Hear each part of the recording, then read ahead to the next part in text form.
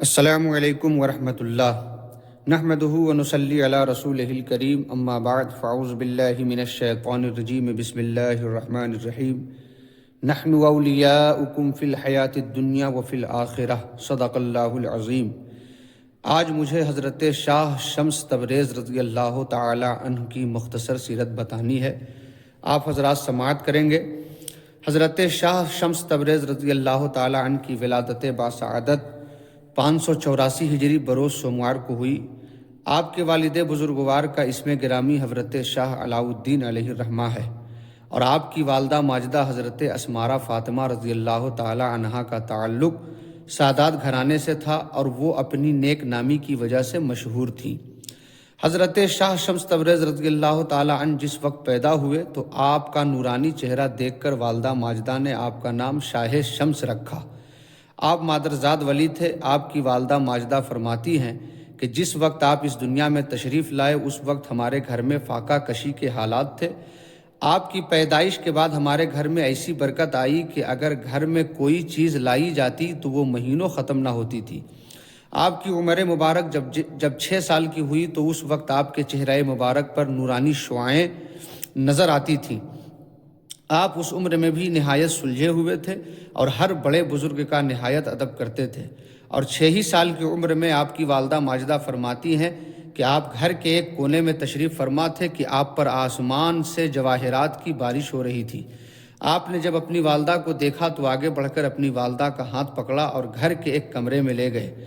آپ کی والدہ ماجدہ فرماتی ہیں کہ جب میں اس کمرے میں گئی تو کمرے کی فضا میں عجب قسم کی خوشبو کی مہک تھی۔ اس دوران ندائے غیبی مجھے سنائی دی کہ اے سیدہ، شاہ شمس اللہ کا دوست ہے، اور تو اپنے بچے کی حفاظت کرنا اور اس کی تربیت میں کوئی کسر باقی نہ رکھنا، اللہ تعالیٰ تجھے اس کا بڑا اجر دے گا۔ ایک بزرگ ہیں حضرت بابا کمال الدین جندی علیہ الرحمہ، جن کا شمار نابغہ روزگار اولیاء اللہ میں ہوتا تھا۔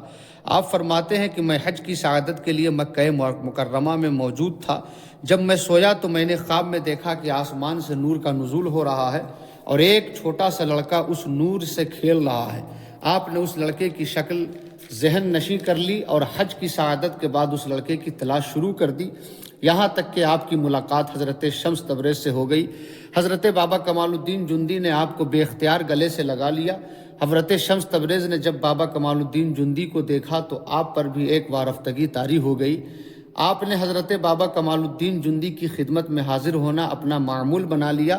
اس دوران حضرت شمس تبریز نے مختلف علماء کی خدمت میں رہ کر تعلیم بھی حاصل کی۔ جب آپ علوم دینیا سے فارغ ہو گئے تو حضرت بابا کمال الدین جندی کی خدمت بابرکت میں علوم باطنیہ کا حصول شروع کیا۔ بعدہ آپ حضرت بابا کمال کے دست حق پر بیعت ہوئے اور سلوک کی منازل طے کرنے کے بعد خلقۂ خلافت سے سرفراز ہوئے۔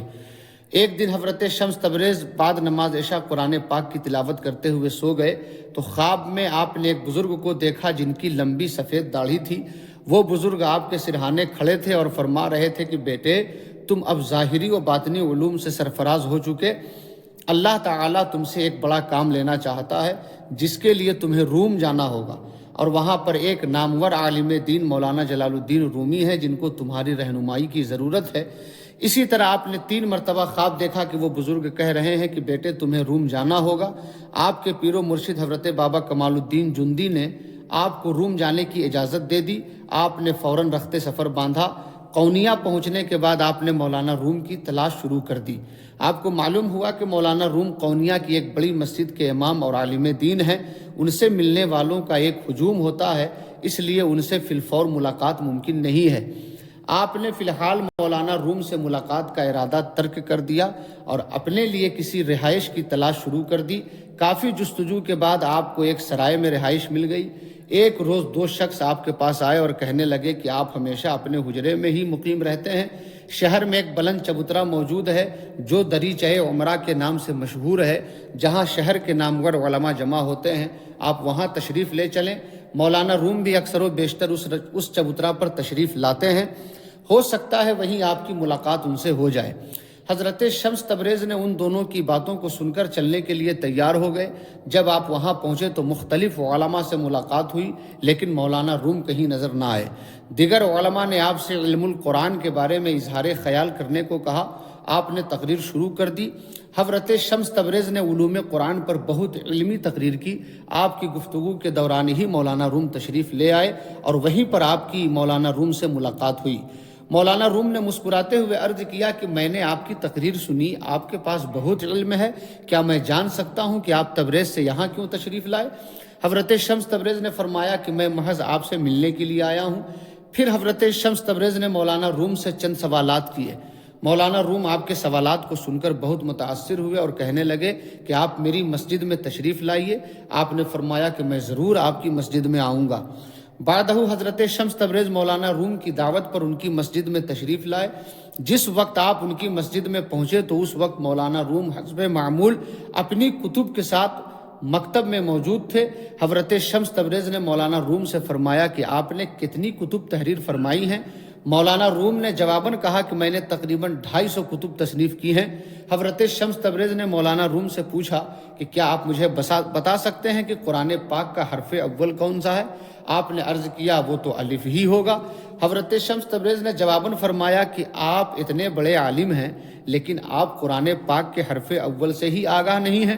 مولانا روم نے حضرت شمس تبریز کی بات سنی تو روتے ہوئے فرمایا کہ حضرت اگر آپ کو قرآن پاک کے حرف اول کے بارے میں علم ہے تو مجھے آگاہ فرما دیں۔ حضرت شمس تبریز نے فرمایا کہ یہ فقیر تو تمہیں بتا ہی دے گا لیکن تمہاری یہ لکھی ہوئی کتابیں کس کام کی ہوئیں؟ یہ کہہ کر حضرت شمس تبریز نے آپ کی تمام کتب کو تالاب میں پھینک دیا۔ مولانا روم نے جب اپنے علم کو یوں پانی میں بہتا دیکھا تو زارو قطار رونا شروع کر دیا اور کہا کہ آپ نے میرا سرمایہ حیات پانی میں غرق کر دیا، اب میں کیسے زندہ رہ سکوں گا؟ حضرت شمس تبریز نے فرمایا کہ پھر تو آپ عالم نہ ہوئے اور نہ ہی آپ کو مولانا کہلانے کا کوئی حق ہے، کیونکہ آپ تو قرآن پاک کے حرف اول سے ہی آگاہ نہیں ہیں۔ مولانا روم نے روتے ہوئے درخواست کی کہ آپ میری کتب کو تالاب سے نکال دیں اور مجھے قرآن پاک کے حرف اول سے آگاہی بخش دیں، میں وعدہ کرتا ہوں کہ ایسا کرنے کے بعد آپ کا غلام ہو جاؤں گا۔ حضرت شمس تبریز نے تالاب میں سے کتابیں نکالنا شروع کی۔ مولانا روم نے جب اپنی کتب کو صحیح سلامت تالاب میں سے باہر آتے دیکھا تو حیران رہ گئے۔ حضرت شمس تبریز نے مولانا روم کے دل میں عشق کی چنگاری پیدا کرنے کے بعد آپ تشریف لے گئے۔ مولانا روم نے حضرت شمس تبریز کے جانے کے بعد اپنے کپڑے پھاڑ دیے اور جنگلوں میں نکل گئے، جس کی وجہ سے آپ کے شاگرد نہایت مایوس ہوئے۔ مولانا روم 3 سالوں تک جنگلوں بیابانوں میں دیوانہ وار گھومتے رہے۔ 3 سال بعد حضرت شمس تبریز اس جنگل میں چند لوگوں کے ہمراہ گزرے۔ مولانا روم نے جب آپ کو دیکھا تو بھاگتے ہوئے قدموں میں گر پڑے۔ حضرت شمس تبریز نے ساتھ موجود لوگوں سے دریافت کیا کہ یہ کون ہیں؟ لوگوں نے بتایا کہ یہ مولانا روم ہیں۔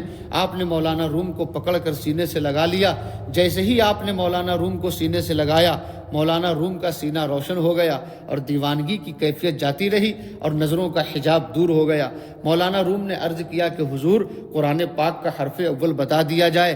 آپ نے فرمایا کہ کاف قرآن پاک کا حرف اول ہے اور کائنات کی تخلیق اسی حرف سے ثابت ہے۔ خود کائنات کا حرف اول کاف ہے۔ اللہ نے کن فیکن فرمایا اور 6 دن میں یہ ساری کائنات پیدا فرمائی، پس تمام حروف پر کاف کو فوقیت حاصل ہے اور یہی کاف قرآن پاک کا حرف اول مانا جائے گا۔ قرآن پاک میں 9500 مرتبہ لفظ کاف آیا ہے، پس اس سے یہ بات ثبوت پاتی ہے کہ اللہ تبارک و تعالیٰ نے کن کہہ کر اسے حرف اعظم بنا دیا اور اسی کے سبب کائنات کی تخلیق فرمائی۔ حضرت شمس تبریز نے دوبارہ روم کا سفر فرمایا۔ دوسری بار جب آپ روم سے تشریف لائے تو دمشق پہنچے۔ دمشق پہنچنے کے بعد سبز محل میں ہی قیام پذیر رہے۔ سبز محل میں آپ نے ایک مسجد اور مکتب کی بنیاد رکھی۔ 670 ہجری شروع ہوئی تو آپ کی صحت روز بروز بگڑنا شروع ہو گئی۔ شاہ دمشق نے بہترین حکماء کو آپ کے علاج کے لیے بھیجا لیکن کوئی بھی آپ کا علاج نہ کرنے پایا۔ جب آپ کی بیماری شدید ہو گئی تو مولانا روم کو روم سے بلوایا گیا۔ مولانا روم کو پیغام ملتے ہی فوراً دمشق روانہ ہو گئے۔ آپ کے ہمراہ آپ کے 400 شاگرد بھی تھے۔ اللہ تبارک و تعالیٰ کو کچھ اور ہی منظور تھا کہ مولانا روم کے پہنچنے سے 2 گھنٹے قبل ہی حضرت شمس تبریز اس دار فانی سے 670 ہجری کے شروع ہی میں دار بقا کی جانب تشریف لے گئے۔ مولانا روم نے جب سبز محل میں قدم رکھا تو انہیں حضرت شمس تبریز کے وصال کی خبر سنائی گئی تو آپ نے زارو قطار رونا شروع کر دیا اور اپنے ہاتھوں سے حضرت شمس تبریز کو غسل دیا، کفن پہنایا پھر بہتے ہوئے آنسوؤں کے ساتھ حضرت شمس تبریز کو دمشق کے شاہی قبرستان میں سپرد خاک کیا۔ آپ کا مزار پرانوار آج بھی دمشق کے شاہی قبرستان میں واقع ہے اور مرجع گاہ خلائق کے خاص و عام ہے۔ آپ کی ولادت باسعادت 584 ہجری بروز سوموار کو ہوئی۔ آپ کے والد بزرگوار کا اسم گرامی حضرت شاہ علاء الدین علیہ الرحمہ ہے۔ آپ کی والدہ ماجدہ حضرت سیدہ اسمارہ فاطمہ رضی اللہ تعالی عنہا ہیں۔ آپ کا نسب پاک والدہ ماجدہ کی طرف سے آپ سید ہیں۔ آپ کے پیر و مرشد حضرت بابا کمال الدین جندی ہیں۔ آپ کے مرید خاص اور خلیفہ حضرت مولانا محمد جلال الدین رومی علیہ رحمت و رضوان ہیں۔ آپ کا وصال پرانوار 670 ہجری دمشق میں ہے۔ آپ کے فرمودات یہ ہیں کہ جس نے اللہ کو راضی کر لیا اللہ نے اسے راضی کر دیا۔ اللہ سے دوستی رکھو کیونکہ دونوں جہان میں قابل اعتبار دوستی اسی کی ہے۔ بزرگان دین کی زندگی کو سامنے رکھ کر ہی بہترین زندگی گزاری جا سکتی ہے۔ درویش کبھی اپنی مرضی نہیں کرتا، رضائے خداوندی اس کا مقدر بن جاتا ہے۔ تم نے اپنے آپ کو کیوں بھلا دیا، یہی سب سے بڑی غفلت ہے۔ تم اپنے آپ کو علم سے آراستہ کرو کیونکہ یہی مرد کا زیور ہے۔ جس نے اللہ تعالیٰ کی اطاعت میں اپنی زندگی بسر کی وہ تمام مخلوق میں بہترین ہو گیا۔ حضرت شاہ شمس تبریز علیہ الرحمہ کے وصال کے بعد حضرت مولانا روم کی طبیعت بھی ناساز رہنا شروع ہو گئی۔ آپ ہر وقت حضرت شمس تبریز کو یاد کرتے رہتے اور انہی کی باتیں کرتے رہتے۔ آپ نے ریاضت و مجاہدے شروع کر دیے، یہاں تک کہ 20 دن تک نہ کچھ کھاتے نہ کچھ پیتے اور ذکر الہی میں مشغول رہتے۔ نماز کا وقت ہوتا تو نماز کی نیت باندھ کر کھڑے ہو جاتے۔ اکثر و بیشتر قیام اتنا طویل ہوتا کہ وقت گزرنے کا پتہ ہی نہ چلتا۔ کئی مرتبہ ایسا ہوا کہ عشاء کی نماز کی نیت باندھ کر کھڑے ہوئے اور قیام میں ہی فجر کا وقت ہو گیا۔ ایک مرتبہ سردیوں کے موسم میں حضرت شمس تبریز کا ذکر کرتے ہوئے اتنا روئے کہ چہرے پر آنسو برف کی مانند جم گئے۔ 5 جمادی ثانی 672 ہجری یعنی حضرت شمس تبریز کے وصال کے 2 سال بعد بوقت مغرب آپ بھی اس دار فانی سے دار بقا کی طرف کوچ فرما گئے۔ قالوا انا للہ و انا الیہ راجعون کہ محمد سے وفا تو نے تو ہم تیرے ہیں، یہ جہاں چیز ہے کیا لوح و قلم تیرے ہیں۔